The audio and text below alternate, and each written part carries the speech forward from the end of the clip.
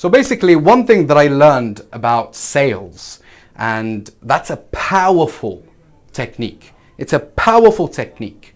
If someone doesn't have the amount of money that they need to put, okay, you need to do one thing. And that thing, I learned it. At first, I used to think that this is actually like a scam. I wasn't comfortable doing it, right? So basically, when I started working in a clinic where they sold dental services, right?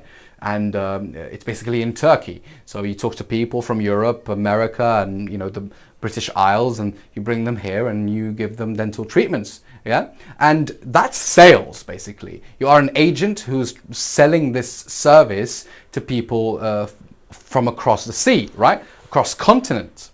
And what I was afraid, or what I wasn't comfortable doing, is this technique that made me feel a little bit uncomfortable. And when I started doing it first, I would feel a little bit guilty. But it's something that a lot of people go through when it comes to doing sales, because sales changes you as a person. People who cannot do sales are the people who are not decisive, firm, and who are not sharks, who are not ready to basically close the deal. Because you hear these business people talk about these. There's one type of people that they talk about, which is hard closers, okay? You need to be a hard closer. What does that mean? You need to close your client from the point of saying hello. You need to start closing, okay? There are multiple types of closing techniques, but the closing needs to start. You need to think about closing your client as soon as you start talking on the phone. And basically, let me give you an example. Let's say, for example, a client tells you, listen, your service is $250, but I do not have the amount right now. And a lot of people say, okay, so when will you have the amount? That's wrong, because if a client hangs off the phone, he won't reply to you. There's a high chance he won't reply to you. And that's just the nature of humans, because we hate being sold to. That's why the best type of selling is if you make it very indirect, if you make it in a way that you build rapport with a person and they feel comfortable around you to be able to pay you, right? This is sales. Sales is not making money. Sales is taking money. Taking money from somebody else's pocket and putting it inside of your pocket. That's very simple, okay? So closing is the goal from all conversations. So what do you do in this situation, right? You say, okay, how much have you got right now? And he would say, oh, I've got only $5, okay?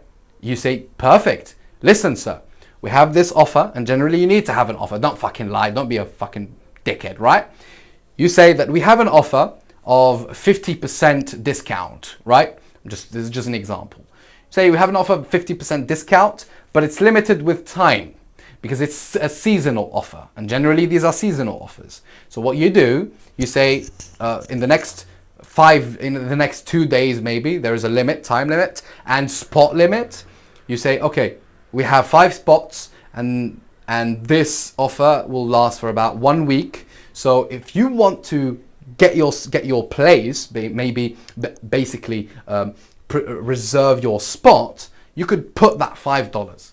Even with a $5, a lot of people are going to be like, what the fuck? That's stupid. That's just $5. He can just get away with it. No, there is actually an effect that I read from the book. I didn't read, I listened to Atomic Habits. And basically he talks about how if someone pays money or buys something, they will more likely buy more and more and more stuff. And that's called the Diderot effect. If I remember the story quite well, the Diderot was an artist who didn't have money, and then he was about to marry his daughter. Then the duchess or the queen or the princess heard about him, and she loved his art. She heard that he didn't have money, she gave him about 100,000 of that currency. I don't know what, and that's basically a lot of money for him to know how to spend it. So he went and basically he bought a magnificent, chic and posh suit, and then he kept buying and buying and buying and buying,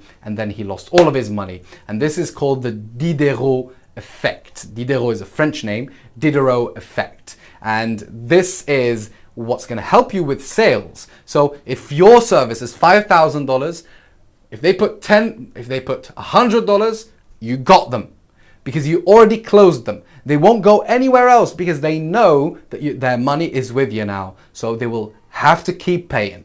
Okay? Even you can also upsell them because according to the Diderot effect, that is a habit in the human psyche. Basically, if they buy something from you, they're more likely to buy more from you. Not only keep paying you, but buy more from you. So that's something that helped me a lot with sales. So you need to be a hard closer, and it's okay. At first, I understand that's going to be very uncomfortable.